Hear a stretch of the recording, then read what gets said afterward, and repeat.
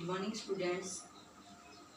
पिछली 2 क्लासों में मैंने क्रिया का टॉपिक शुरू किया है। तो क्रिया की परिभाषा से शुरुआत की है, क्रिया क्या होती है। तो ये आपको बता चुकी हूँ मैं। किसी भी काम का करना या होना पाया जाए उसे क्रिया कहते हैं।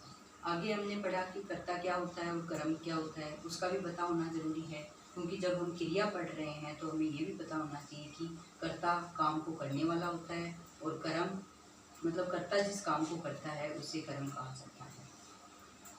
इसके आगे क्रिया के भेद पढ़ते हैं। तो क्रिया के भेदों के बारे में मैंने आपको ये बताया कि कर्म के आधार पर जो क्रिया के भेद हैं वो 2 होते हैं, अकर्मक क्रिया और सकर्मक क्रिया। अकर्मक क्रिया पिछली कक्षा में अपन ने पढ़ लिया है।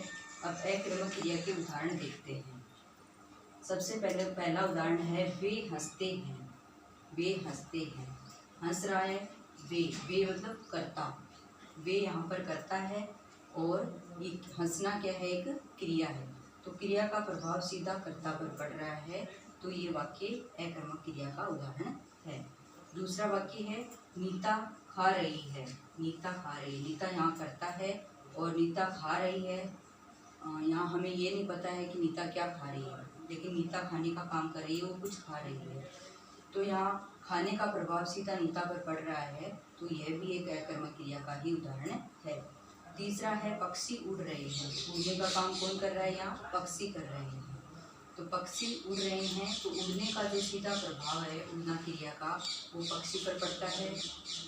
तो यहाँ इस वाक्य में अकर्मक क्रिया है। आगे देखिए, दूसरी क्रिया है कर्म के आधार पर क्रिया का दूसरा भेद है सकर्मक क्रिया। दूसरा भेद है सकर्मक क्रिया। सकर्मक का अर्थ होता है कर्म के साथ या कर्म सहित। सकर्मक का अर्थ होता है कर्म के साथ या कर्म सहित। इस क्रिया में इसकी परिभाषा देखो, जिस क्रिया का प्रभाव कर्ता पर न पड़कर कर्म पर पड़ता है। अकर्मक क्रिया में तो कर्ता का प्रभाव सीधा कर्ता पर पड़ता है और सकर्मक क्रिया में क्रिया का प्रभाव कर्ता पर न पड़कर कर्म पर पड़ता है, इसे सकर्मक क्रिया कहते हैं। तो ये होगी सकर्मक क्रिया की परिभाषा। जैसे इसको उदाहरण वाक्य जो हैं उदाहरण के रूप में मैंने दिए हैं, इनसे और समझ सकते हैं अपन। पहला वाक्य है राम खुशी से हंसता है। राम यहाँ करता है और खुशी जो शब्द है वो यहाँ कर्म है और हंसना शब्द है, ये है क्रिया। तो क्रिया का प्रभाव सीधा कर्म पर पड़ रहा है, कर्ता पर न पड़कर कर्म पर पड़ रहा है, तो इसमें होगी सकर्मक क्रिया।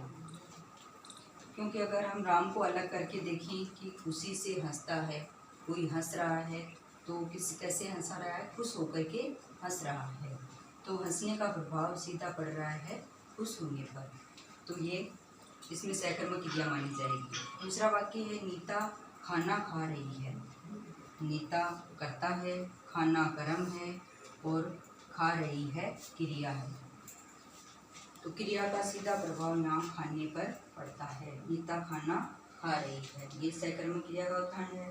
तीसरा देखिए, रमा पुस्तक पढ़ रही है। रमा क्या कर रही है, इसमें हमें क्या का जवाब भी मिलता है। सकर्मक क्रिया में क्या से प्रश्न किया जाए कि वो क्या पढ़ रही है, क्या खा रही है, तो इसके जवाब में जो हमें उत्तर मिलता है वो कर्म के रूप में मिलता है। तो क्रिया का प्रभाव सीधा कर्म पर पड़ रहा है, तो यह सकर्मक क्रिया के उदाहरण है।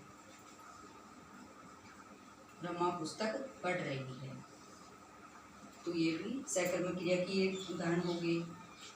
तो इस प्रकार हमने ये समझा कि अकर्मक क्रिया और सकर्मक क्रिया दोनों में क्या अंतर है। अकर्मक क्रिया में तो क्रिया का प्रभाव सीधा कर्ता पर पड़ता है और सकर्मक क्रिया में क्रिया का प्रभाव कर्ता पर न पड़कर कर्म पर पड़ता है। तो ये हो गए कर्म के आधार पर क्रिया के 2 भेद। अब आगे देखिए, संरचना या प्रयोग के आधार पर क्रिया के भेद। संरचना या प्रयोग के आधार पर क्रिया के भेदों की संख्या अधिक है। इसका पहला भेद है मुख्य क्रिया, दूसरा सहायक क्रिया, तीसरा रंजक क्रिया, नंबर 4 है संयुक्त क्रिया, नंबर 5 सरल क्रिया या मूल क्रिया भी इसे हम कह सकते हैं, नंबर 6 मिश्र क्रिया, नंबर 7 नाम धातु क्रिया, और नंबर 8 प्रेरणार्थ क्रिया और नंबर 9 है पूर्वकालिक क्रिया। तो ये 9 भेद हैं संरचना या प्रयोग के आधार पर क्रिया के भेद। ये 9 भेद हैं। इन भेदों के बारे में हम अगली कक्षा में चर्चा करेंगे। आज के लिए इतना ही। Thank you. Have a nice day.